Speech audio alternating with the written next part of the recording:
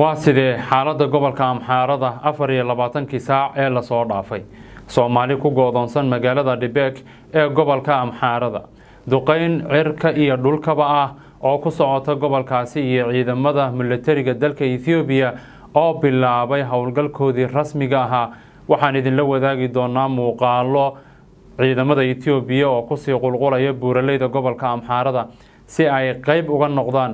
howlgalka lagula dagaalamayo kooxda Fano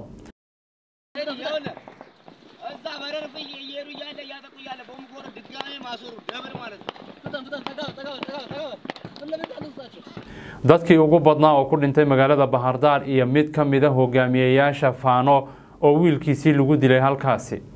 waxaan kaloo sawir guud idinka siin doonaa farqiga u dhaxeeya dagaalkii Tigreega iyo kan Amxaarada iyo waxa ay ka leeyihiin falanqeeyayaashu waayahay aan ku bilownay daawadayaal dagaal khadhaadh oo dhinacyadu aysan waxba isu reebanin ayaa waxa uu ka dhacayaa 24 saac la soo dhaafay gobolka Amxaarada ee dalka Ethiopia gaar ahaan gobolka Wollo oo la sheegay in gurmadka ciidamada Ethiopia intiisa badan ay soo marayeen magaalooyinka waaweyn ee ay ka mid tahay Bahardar caasimada gobolka Amxaarada ayaa gudaheeda lagu dagaalamaya sida ay ka muuqanayso sawirro la soo dhigay baraha bulshada kooxda fallaagada ee Fano iyo kooxo taageersan ayaa waxaa la sheegay inay weerareen xaafadda 8aad ee magaalada Bahardar caasimada gobolkaasi Amxaarada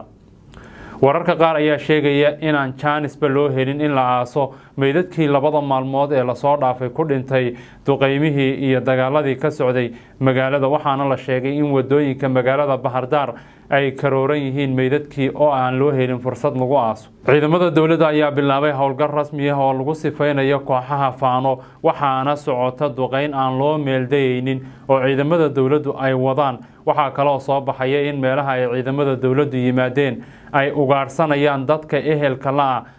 fallaagada Fano ee dagaalka kula jirta dawladda dhexe ee dalka Ethiopia wararka hadda soo baxaya ayaana sheegaya in mid ka mid ah hogaaminta Fano wiilkiisii lagu dilay magaalada Bahardar meel kasta way holcaysaa maamulkii gobolkaasi Amxaaradana way wada baxsadeen tallaabadii ciidamadu ay sheegeen inay qaadayaan way bilaabeen xaalad degdeg ah ayaana gobolkaasi lagu soo rogay goobo badan ayuuna dagaalka hubka culus la isu adeegsanayo oo ka socda gobolka Amxaarada meelaha qaar waxaa la furtay xarumihii iyo xabsiyadii dawladda waxaana la boobay goobaha qaar wax allaale iyo wixii yaalay inta badan gobolka Amxaarada ayaa gacanta ugu jira fallaagada Fano meelihii u dambeeyay ay qabsadeen waxa ay ku sheegeen deegaanadan hoose Shawareebet Debre Burhan Lalabela iyo sidoo kale waxa ay sheegeen inay qabsadeen garoonka diyaaradaha ee magaalada Bahardar iyo xaruntii warbaahinta ee dawladda ee ku taalay magaalada Bahardar ee caasimada gobolka Amxaarada haddaba bal aynu eegno farqiga u dhaxeeya dagaalkii labada sano socday ee Tigreega iyo dawladda dhexe u dhaxeeyay iyo sidoo kale kan Amxaarada waxaana la sheegayaa inuu kan yahay mid ka khatar badan kii labada sano socday ee gobolka Tigreega maxay ku sababeeyeen falanqeeyayaashu waxay leeyihiin waxa walwalka ugu badan laga qabo dagaalkan Amxaarada ma aha hubka ay haysato kooxda Fano iyo awood ay kaga hortagi karto dawladda dhexe ee dalka Ethiopia laakiin waxay sheegayaan in uu yahay waxa walwalka ugu badan laga qabo 30 milyan oo Amxaara ah oo ku khasban inay taageeraan xoogaga Fano taageero heel iyo hoo ahna la garab taagan wax kasta oo yimaada waliba waxay sameynayaan baa la yiri si nafhornimo ah inay wadooyinka ugu bareerayaan kolooyinka ciidamada dawladda ee ku qulqulaya gobolka Amxaarada dadka shacabka ah ee 30 milyan ee Amxaarada ah ayaa la sheegay inay si hagar la'aan ah u taageerayaan xoogaga Fano iyada oo yar iyo weyn aysan u kala harin waxaana la sheegay in sababta ugu badan ee dawladda dhexe ay walwalka uga qabto gobolka Amxaarada ay tahay dadka shacabka ah ee ku hubeysan fikirka Fano isla markaasina sida hagar la'aanta ula shaqeynaya kooxdaasi Fano sababta labaad ee khatarta weyn ay ugu muuqato dadka ka faaloonaya arrimaha Ethiopia waxa ay tahay in gobolka Amxaarada uu yahay kan labaad ee ugu dadka badan Ethiopia dhulkiisuna uu yahay mid aad u ballaaran oo xuduud la leh Suudaan iyo sidoo kale Eritrea sidaas ay tahayna Eritrea waxay caawinaysaa Amxaarada Abiy Ahmedna waa hore ayaa la sheegay inay kala xarig furteen khatarta ugu badan halka ay ka imanayso waxa lagu sheegay dad ka badan 30 milyan ee Amxaarada ah oo taageero ka helaya Eritrea ma fududaan doonto in Abiy Ahmed uu cagta mariyo sidii Tigreega uu u mariyay oo kale.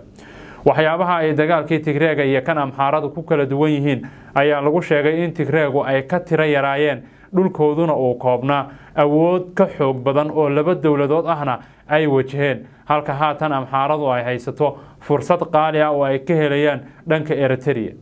wararka hadda soo baxaya ayaana la sheegayaaba in ciidamo fara badan oo Eritrean oo direyska laga bixiyay caawinayana kooxda Faano ay haatanba gudaha dalka Ethiopia soo galeen. ugu dambeyntiina daawadayaal haddii aynu dagaalada intaasi kaga imaano magaalada Dhibek ee gobolka Amxaarada waxaa ku go'doonsan dad Soomaaliyeed ugu yaraan 3 macallin oo ka kala socday jaamacadaha Qabri Dahar iyo sidoo kale macallin ka socday dugsi ka mid ah dugsiyada sare ee magaalada Jigjiga ayaa la sheegay inay ku go'doonsan yihiin magaalada Dhibek. macallimiintan oo u tagay inay imtixaanka ardayda ilaaliyaan ayaa waxaa ku dulqarxay dagaalka deegaankaasi ka socda. macallimiintan ayaa inoo sheegay inay degan yihiin hotel magaalada dhexdeeda ku yaala waxayna jaamacadda ka codsadeen in kaambaaska loo raro maadaama halkaasi ay ciidamo joogaan oo la ilaalin kara amnigooda.